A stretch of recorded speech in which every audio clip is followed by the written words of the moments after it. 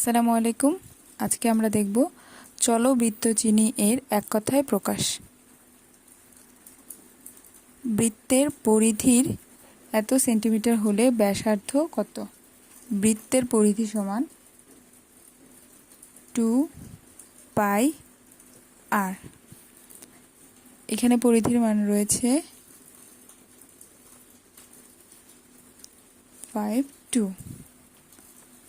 আমরা এখানে আর এর মানটি বের করব। আর ইকুয়াল টু 56.52 এবং 2 পাই নিচে চলে আসবে। তাহলে আমাদের এখানে উত্তর হবে 56.52 2 ইন্টু 3.1416। এটি হিসেব করলে হয় 6.2832 এবং উপরে যা আছে তাই থাকবে। এটি ক্যালকুলেটরে হিসাব করলে হয় 8.99, কিন্তু আমাদের উত্তরে রয়েছে 9 সেন্টিমিটার। আমরা জানি দশমিকের পর 7 থেকে 9 পর্যন্ত সংখ্যা হলে 1 যোগ করতে হয়। তাহলে 8-এর সাথে 1 যোগ করলে হবে 9। তাহলে আমাদের উত্তর হবে 9 সেন্টিমিটার। এখন আমরা দেখব 2 নং। টায়ার সহ চাকার ব্যাস 6 সেন্টিমিটার, টায়ার বাদে চাকার ব্যাস 4 সেন্টিমিটার হলে টায়ারের পরিধি কত? এখানে দুটি ব্যাসের মান দেওয়া রয়েছে, কিন্তু আমরা করব টায়ার সহ চাকার ব্যাস, কারণ সম্পূর্ণ চাকাটি টায়ার সহ হিসাব করা হয়। তাই টায়ার সহ চাকার ব্যাস 6 সেন্টিমিটার। তাই আমাদের এখানে বের করতে বলেছে পরিধি কত। আমরা সবার আগে বের করব ব্যাসকে ব্যাসার্ধ। আমরা জানি ব্যাসকে ব্যাসার্ধে রূপান্তর করতে হলে 2 দিয়ে ভাগ করতে হয়। তাহলে আমরা এটি 2 দিয়ে ভাগ করলে উত্তর হবে 3। তাহলে আমাদের আর সমান 3। এখানে চেয়েছে পরিধি কত। আমরা জানি পরিধি সমান 2 পাই আর। তাই আমরা সূত্রে লিখব 2 গুণ 3.1416, এটি মুখস্থ পাইয়ের মান, এবং আমাদের আর এর মান হয় 3।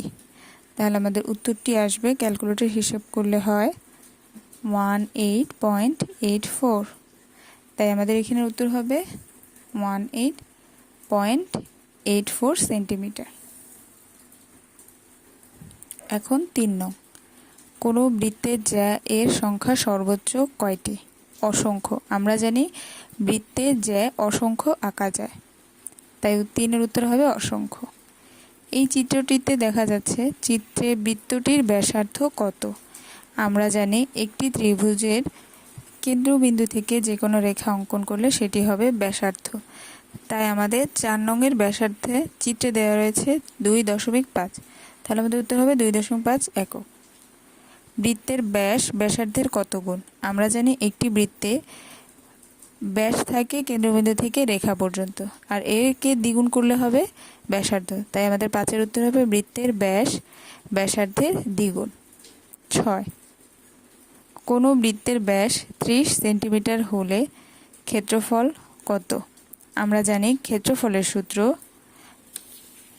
পাই আর স্কয়ার, এবং ব্যাস নির্ণয় করার জন্য 2 দিয়ে ভাগ করতে হবে। তাহলে অঙ্কটি হয়, প্রথমে আমরা ব্যাস বের করে নিব 2 দিয়ে ভাগ দিয়ে। তাহলে আমাদের উত্তর হবে 15। তাহলে আমাদের আর এর মান হয় 15। আর এখানে চেয়েছে ক্ষেত্রফল কত। আমরা জানি ক্ষেত্রফলের সূত্র পাই আর স্কয়ার। পায়ের মানটি মুখস্থ 3.1416 ইন্টু আর এর মান 15 স্কয়ার। তাহলে 3.1416 ইন্টু 15কে হোল স্কয়ার করলে আমাদের উত্তর হয় 225। তাহলে এখানে আমাদের গুণ করলে উত্তরটি হবে, তাহলে আমাদের উত্তরটি হয় 706.5। 6-এর উত্তর হবে 706.5। এখন দেখব 7 নাম্বার। চিত্রে কোনটি অধিচাপ? আমরা জানি এ বি সি, বৃত্তের বাহিরের অংশটি হচ্ছে অধিচাপ, তাই উত্তর হবে এ বি সি। 8 নং, বৃত্তের ক্ষেত্রফল এত বর্গ একক হলে পরিধি কত? আমরা জানি বৃত্তের ক্ষেত্রফল পাই আর স্কয়ার। প্রশ্নে দেওয়া ক্ষেত্রফল 3.14, তাহলে আমরা লিখব 3.1416। তাহলে আমাদের উত্তরটি হবে আর স্কয়ার সমান 3.14, সরি, এখন লিখব পাই। এখন আমরা পায়ের মানটি বসাবো 3.1416, এটিকে ভাগ করলে হয় 0.999। এখন আর কে আমরা স্কয়ারটাকে সমানের এই সাইডে নিয়ে আসলে হয়ে যাবে রুট। 0.999কে রুট করলে হয় 0.999, কিন্তু আমাদের বের করতে হবে পরিধি। আমরা আর এর মান পেয়েছি, তাই এখন পরিধির মানটি বের করব। পরিধির সূত্রটি হয় 2 পাই আর, তাহলে আমরা লিখব 2 ইন্টু 3.1416 ইন্টু আর এর মান 0.999। এটিকে ক্যালকুলেটর হিসাব করলে হয় 6.28, তাহলে আমাদের উত্তর হবে 6.28।